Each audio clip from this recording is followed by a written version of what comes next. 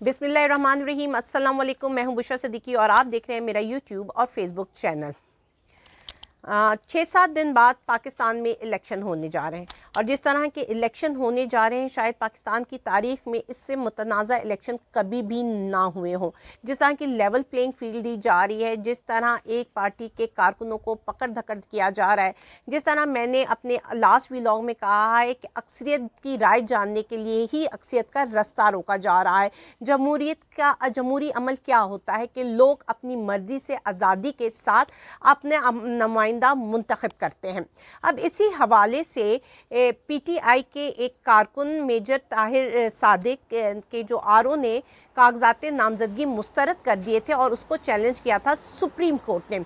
इस हवाले से सुप्रीम कोर्ट ने कल इसका तफसीली फ़ैसला जारी किया है जो 5 सफ़हात पे मुश्तमिल है। इसमें बेंच में 3 जजेस थे जिसको लीड कर रहे थे जस्टिस मंसूर अली शाह साहब। इस बेंच में जस्टिस मंदोखिल और जस्टिस अतहर मनुल्लाह भी शामिल थे। अच्छा, अब ये मैं अपने व्लॉग में ये क्यों इस फ़ैसले का हवाला दे रही हूँ, क्योंकि ये बड़ा रेलिवेंट है, बड़ा इम्पॉर्टेंट फ़ैसला है। इसके नकात बड़े इम्पॉर्टेंट हैं जो कि मैं आपको सारे पढ़ कर भी सुनाऊँगी। और इस फ़ैसले से ये तासुर जाता है कि जो आने वाले चीफ़ जस्टिस हैं, हमारे जो अपकमिंग चीफ़ जस्टिस हैं, जो कि जस्टिस मंसूर अली शाह हैं, जो कि सीनियरिटी लिस्ट में तीसरे नंबर पे हैं, और जब वो चीफ़ जस्टिस बनेंगे तो उनकी जो मुद्दत होगी मुलाजमत की वो 3 साल से ज़ायद होगी। तो जब आप ये फ़ैसला पढ़ते हैं और पूरा तफसीली फ़ैसला पढ़ते हैं तो उसे ये तासुर जाता है कि आने वाले चीफ़ जस्टिस ने मौजूदा चीफ़ जस्टिस ऑफ पाकिस्तान काजी फ़ाइज़ ईसा के फ़ैसलों का बोझ उठाने से इनकार कर दिया है। क्योंकि आपने देखा होगा कि चीफ़ जस्टिस ऑफ पाकिस्तान ने जो पीटीआई के सिंबल के हवाले से फ़ैसला दिया था और फिर काफ़ी सारा तनकीद का भी निशाना बना था। तो अब उस फैसले के बाद ये जस्टिस मंसूर अली शाह का ये फ़ैसला आना और इतना तफसीली फ़ैसला आना जिसमें उन्होंने आर्टिकल 17 का, आर्टिकल 19 का सबका हवाला दिया है, तो ये साफ जाहिर करता है कि वो जो है कोई भी पुराने या जो एग्जिस्टिंग चीफ़ जस्टिस हैं उनके फ़ैसलों का बोझ उठाने के लिए तैयार नहीं है। अच्छा, अब मैं ऐसी बातें क्यों कर रही हूँ, क्योंकि इसमें जो उन्होंने बात की है ना, उसमें बात की जमहूरियत की, आवाम के शहरी के हक़ की, और उसमें बड़ी अच्छी बात उन्होंने की क्योंकि ये जो जितना भी जमहूरियत का और बुनियादी हकूक़ के मुहाफ़िज़ हैं हम, उन्होंने अपने उसमें लिखा है कि जो बीइंग जब मुहाफ़िज़ जमहूरियत के और बुनियादी हकूक़ के, तो हमें जो है जो भी फ़ैसले करने चाहिए बहुत सोच समझ के करने चाहिए। इसके क्या आने वाले दिनों में असरात हो सकते हैं, तो बड़े तहम्मुल से और बड़े सोच समझ के फ़ैसले करने चाहिए। तो which is directly pointed out कि जो भी फ़ैसला हुआ है बल्ले के हवाले से, एक पीटीआई या एक पार्टी के हवाले से, जिसमें से लोगों का जमहूरी हक़ राय दही ले लिया गया है, तो ये कोई उसको मेरे ख़्याल से वो ये वाला फ़ैसला उस फ़ैसले को कह रहा है कि वो ठीक फ़ैसला नहीं है। अच्छा, अब मैं ना कुछ पढ़ के सुनाना चाह रही हूँ कि कितनी इंपॉर्टेंट पॉइंट्स उन्होंने रेज़ किए हैं इसमें। अब जस्टिस मंसूर अली शाह जो हैं उन्होंने कहा है कि जी, इंतखाबात किसी भी कौम की इज्तिमाई रज़ा और पसंद के नुमाइंदे मुंतखब करने का मज़हर होते हैं। जमहूरी अमल में अवाम अपनी नुमाइंदा हुकूमत बनाने के लिए वोट का इस्तेमाल करते हैं। इंतखाबी अमल में सिर्फ उम्मीदवारों के ही नहीं बल्कि शहरियों के भी हकूक़ होते हैं। जमहूरियत और बुनियादी हकूक़ के मुहाफ़िज़ होने के नाते अदालतों को इलेक्शन मामलात एहतियात से देखना चाहिए। अदालतों को इस बात को यकीनी बनाना चाहिए कि इनकी मदाखलत जमहूरी असूलों की मजबूती के लिए होनी चाहिए। यानी कि अगर वो इंटरफेयर कर रहे हैं इस अमल पे, तो फिर उनको इंश्योर करना चाहिए कि आप जमहूरियत के अमल को मजबूत कर रहे हो, ना कि उसमें और उसको नुकसान पहुँचा रहे हो, उसको और डीरेल कर रहे हो। अभी भी जो इंतखाबात होंगे, आप पता है कि एक पार्टी जिसकी अक्सरियत है आपने उसको निकाल दिया है, तो आप बताएं जमहूरियत कहाँ से मजबूत हो सकती है। جی جمہوری مضبوطی کے لیے ہونے چاہیے وہ اصول جن پر قوم پروان چڑھتی ہے. شہری اپنے بنیادی حق کا استعمال کرتے ہوئے الیکشن لڑتے ہیں اور ووٹ کے ذریعے نمائندے منتخب کرتے ہیں. لیکن بات یہی ہے جس کو ووٹ دینا چاہ رہے ہیں نہ تو وہ نمائندے جو ہیں وہ الیکشن لڑ سکتے ہیں اور نہ ووٹر آزادی کے ساتھ ووٹ دے سکتا ہے. ان حالات میں فری اینڈ فیئر الیکشن ایک مذاق ہی لگتا ہے. اچھا آگے وہ کہتے ہیں کہ اپنی پسند کے امیدوار کو آزادی سے ووٹ دینے کا حق جمہوری معاشرے کی روح ہے. اس طرح انہوں نے بات کی کہ جمہوریت کی کیا روح ہے, جمہوری عمل کیسا ہوتا ہے, دنیا میں جو بھی معاشرے ہیں ان میں جمہوریت کس طرح پروان چڑھتی ہے اور عوام کو یہ اختیار ہوتا ہے کہ وہ اپنے پسند کے نمائندے چوز کریں.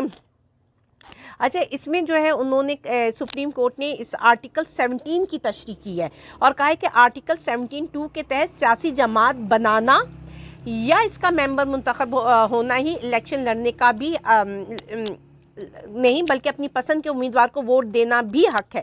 اگر سیاسی انصاف کی آئینی اہمیت کے تحت شہریوں کی اپنی پسند کے نمائندوں کا آزادانہ اور منصفانہ انتخابات کا حق تسلیم نہ کیا جائے تو آرٹیکل 17(2) کھوکھلا ہے. مطلب کہنے کا ان کا یہ ہے کہ اگر شہری اپنی مرضی سے اپنی پسند کے نمائندے کو ووٹ نہیں دے سکتے تو آرٹیکل 17(2) کی کوئی بھی حیثیت نہیں رہ جاتی ہے.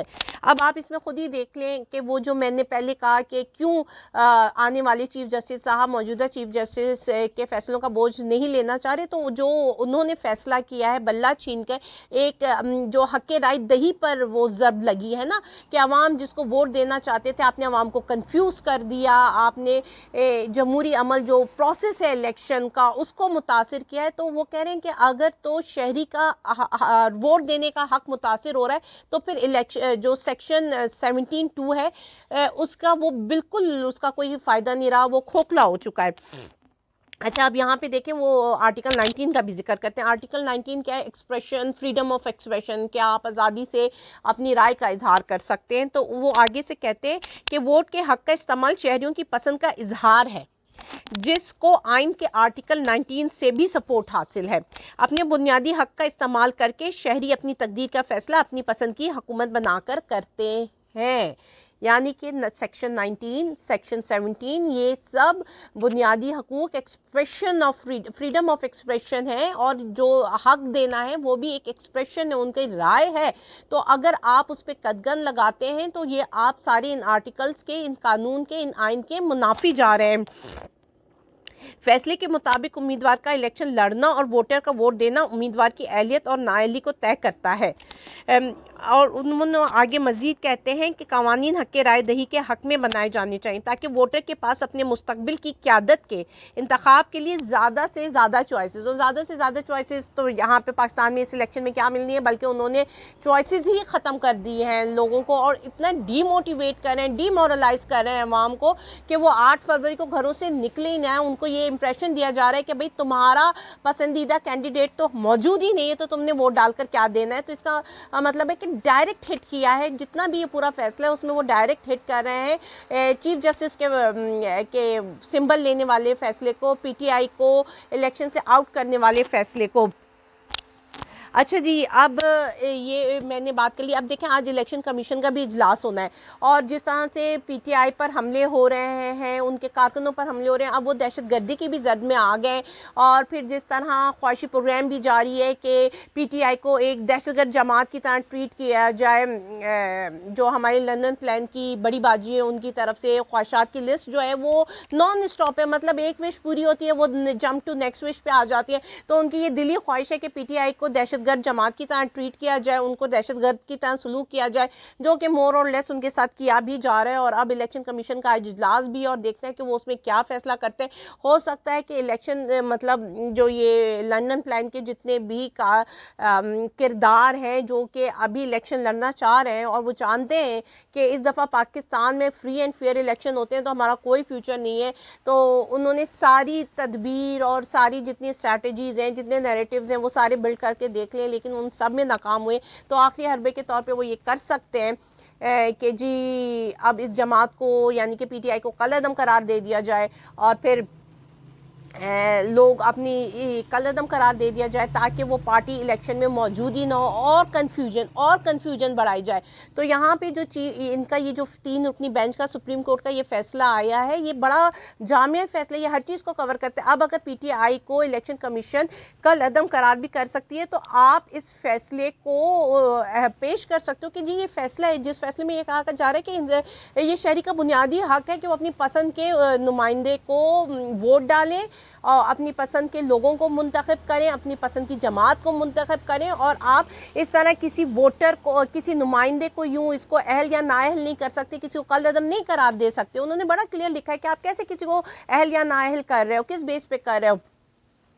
تو اس لیے اب دیکھتے ہیں کہ اجلاس میں کیا ہوتا ہے، لندن پلان کی خواہشات پوری ہوتی ہیں یا آگے کام بڑھتا ہے. ہو سکتا ہے الیکشن ملتوی ہو جائیں، جیسے میں نے پہلے بتایا کہ الیکشن ہو سکتا ہے نہ ہو، اور ہو سکتا ہے کہ 2 صوبوں میں ہو اور 2 صوبے میں نہ ہو. لیکن جو کچھ بھی ہو، پاکستان میں آنے والے دن میں مزید جسے کہتے ہیں نا کیوس ہے، افراتفری ہے، کرائسس ہے.